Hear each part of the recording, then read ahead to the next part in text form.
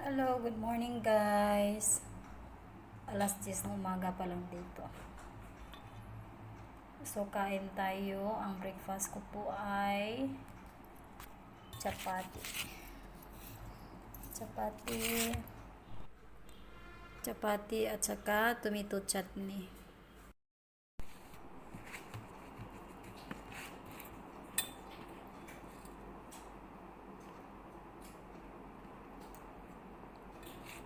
Sarap.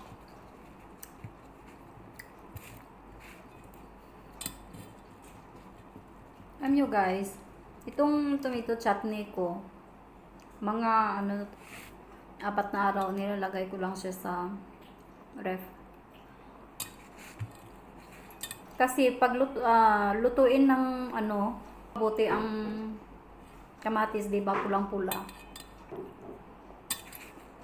Maluto siya ng maayos. At saka lagyan ng maraming mantika. Hindi siya masisira pag maraming mantika.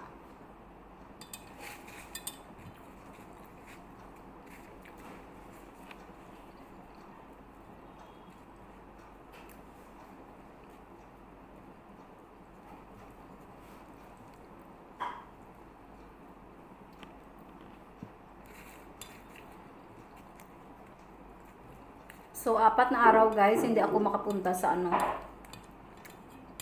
sa tindahan namin.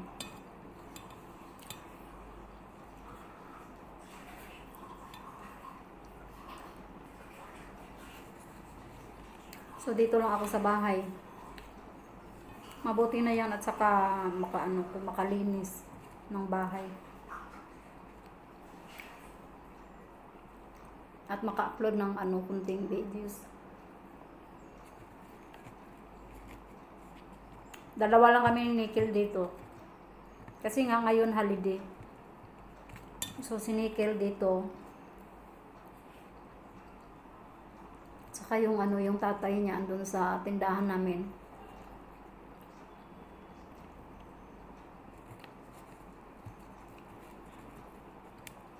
Come here. You want to sit with me? Come. But you wearing banyan. That's not good.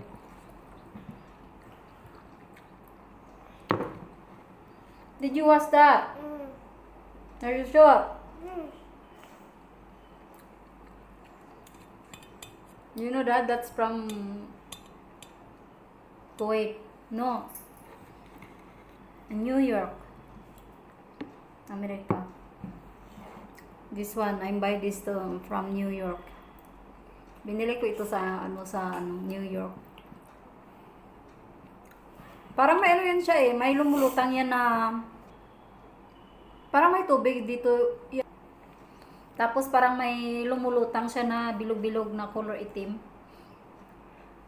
Kaya lang, nung bata pa si Nickel, siguro mga 2 years old siya. Parang nalaglag sa sahig. So, may siya dito may crack siya dito. So, ang tubig na doon sa loob, lumabas. I don't want to use that. Huh? I don't want. Yeah, give me water, please. Yeah. I don't want.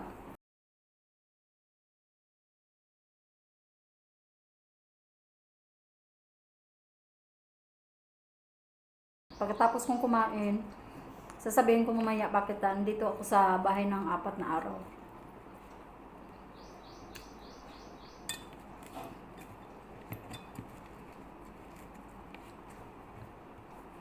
Late akong gumising kanina kasi holiday.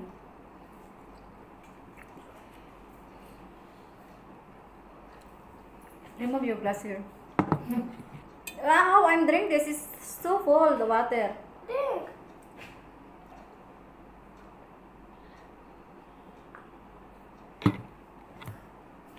Punong-puno ang tubig na nilagay niya. Can you give me the tomato chutney, please?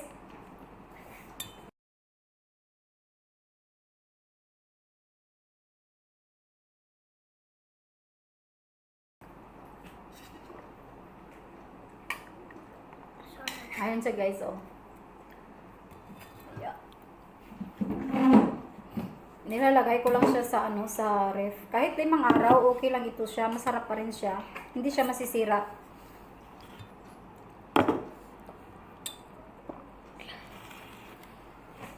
Saka nilagyan ko siya ng maraming Bombay.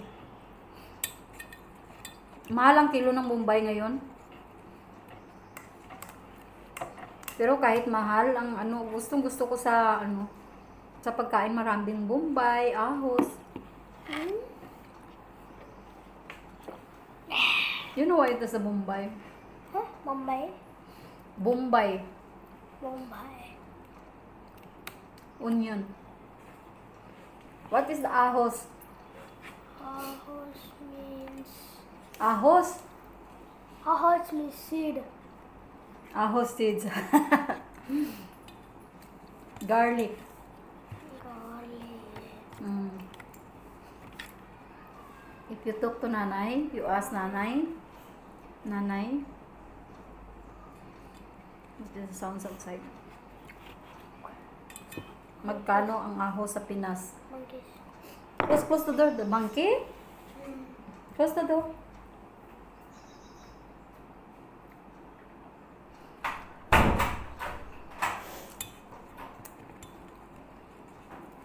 Okay lang yung mga maliliit na monkeys ang papasok sa bahay.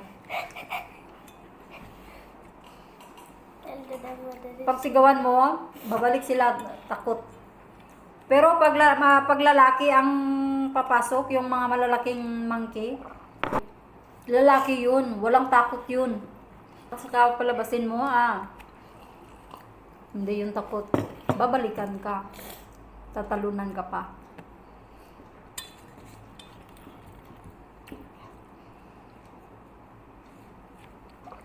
What are you talking? Hmm? I'm sad. The boy monkeys, The boy monkeys? they are very big body than the Girl monkey. girls or ladies monkeys. Strong. Very strong and very big teeth also. The same niya. You are monkey also because you are Pawan. Hey. No, because your name is Nikhil Pawan.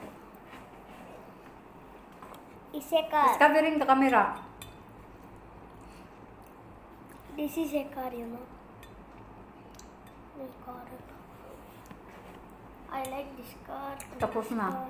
Empty. Me, nothing as a leaves and do empty. Nothing as a leaves, everything that's about it. Hindi ba magkita dito sa India, lahat ng mga baunan po ay steel po siya. Kung tinatawag sa atin na yung sartin ba yun? Sartin. Hindi po siya at saka hindi po siya tinataya. Eh? Ayun niya guys. Sabihin ko po sa inyo kung bakit po ako dito sa bahay ng 4 na araw. Kung bakit po. Kasi po, 'di ba, yung kasama ko, sinabi ko sa last video ko na nakamala siya. Siya po at ako ay hindi po kami pwedeng usap at hindi ako pwedeng pumunta sa tindahan namin kasi nga andun siya. So dito lang po ako sa bahay. 4 na araw. Pang-5 pwede na. Pwede na ako makapunta sa tindahan namin. At saka in 5 days or 6 days, pwede ko nang payagan si Nikhil magmala. Pwede ko na siya lagyan ng mala kasi nga pag may may buwang dalaw tayo, hindi po tayo pwedeng halubilo sa nakamala. At saka hindi rin kami pwedeng mag-usap. At saka hindi siya pwede ditong pumunta sa bahay. Yun ang reason bakit hindi ako pwedeng pumunta sa tindahan namin. So 4 na araw dito lang ako sa bahay namin. Kasi nga, alam nyo guys, na ano ko na yan, na-mention ko yan sa iba kong videos ata, na pag ang babae talaga dito na may dalaw, hindi po pwedeng lalabas ng bahay. Pag may kwarto ang babae, doon lang talaga sa loob ng kwarto. At saka hindi pwedeng lumabas sa kwarto, at saka hindi pwedeng pumasok sa kusina at maghawak-hawak diyan ng pagkain.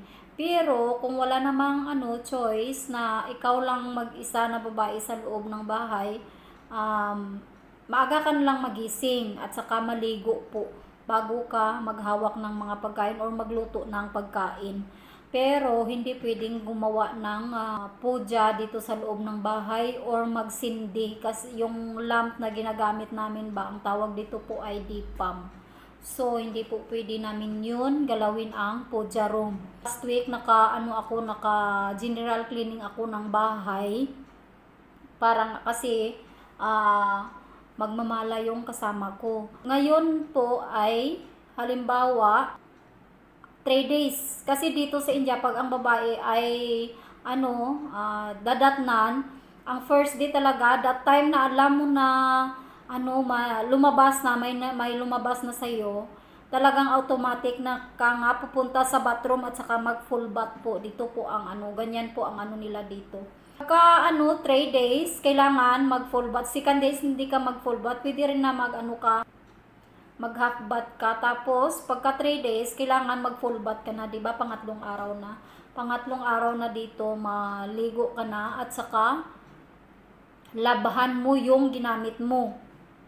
Yung bedsheet mo, yung cover ng unan mo, at saka yung blanket na ginagamit mo. Yun po ay kailangan po labhan. Yung lahat na ginamit mo, yung mga towel mo, kailangan labhan yun siya. At saka general cleaning sa loob ng bahay. Maglinis ng bahay, mag-water mop, at saka linisan din ang prayer room. Pero 3 days, hindi ka pa rin pwedeng pumunta sa loob. Kung may kasama ka man lang sa loob ng bahay na gagawa, papasok sa loob ng prayer room, at saka maglinis sila doon, tapos hugasan yung mga gamit na ginagamit na magpuja, yung mga ilaw, yung bang tawag sa sa Ilonggo, suga, 'di ba? Kandila ang ginagamit natin diyan sa Pilipinas. Yung mga old generation dati, yung mga lola natin, ang ginagamit po ay kandila, yung sinisindihan sa altar. Yan po. Pero dito hindi kandila ang ginagamit namin, para siyang cotton siya at saka copper na siya, na bowl. Linisan mo yung mga ginamit mo, pero hindi ka pwedeng tawag nito, papasok sa prayer room. Pwede kang pumasok sa kusina, pero wag mo na maghawak ng pagkain. Huwag ka muna po maghawak ng pagkain. Mga 4 days, okay na. Kasi 4 days, wala ka na wala nang yan. Kunti na lang, pero 4 days, okay. Kunti rin, parang lang ba. Basta kunti, yung iba hindi na pa. 5 days, yun, clear na talaga, 5 days. So, 5 days, allowed na kaming pumasok sa prayer room namin. Pwede na kaming pumunta sa ibang temple, at saka pwede kaming makahalubilo na sa mga nakamala. Pwede na akong makipag-usap sa kasama ko na nakamala. Pwede na akong pumunta sa tindahan namin. So, that's why I'm here in home. In 5 days, si Nikil, pwede na siyang magmala. Naworried nga kasi kami dati, gusto rin namin na paglagay ng mala ng tatay niya, pwede rin siya. Kaya lang, ang problema, kasi bata pa siya, pag halimbawa, pag ako ay dadatnan, sino ang mag-aalaga sa kanya? Kaya hinihintay namin na dadatnan ako after 5 days. Pwede ko na siyang lagyan ng mala. At saka na siya, ayapa, mala na siya. Ang reason din na hindi ko pa siya na payagan na magmala. Kasi halimbawa pag dadatnan ako, saan siya matutulog? Hindi siya pwedeng matutulog sa akin. Mag-isa lang ako dito sa bahay pag pinayagan ko siya dati na magmala sabay sa tatay niya. So, ganun. Very traditional talaga sila dito. Kasi nga yung tinatawag nila na Ayapamala, talagang ano yan sila, respetado talaga yan sila dito. Kasi lahat sila fasting yan talaga sila eh. At saka gusto ko rin siya na after 5 days ng dalaw ko, gusto ko siya lagyan ng mala para ma-enjoy niya yung mala niya ba.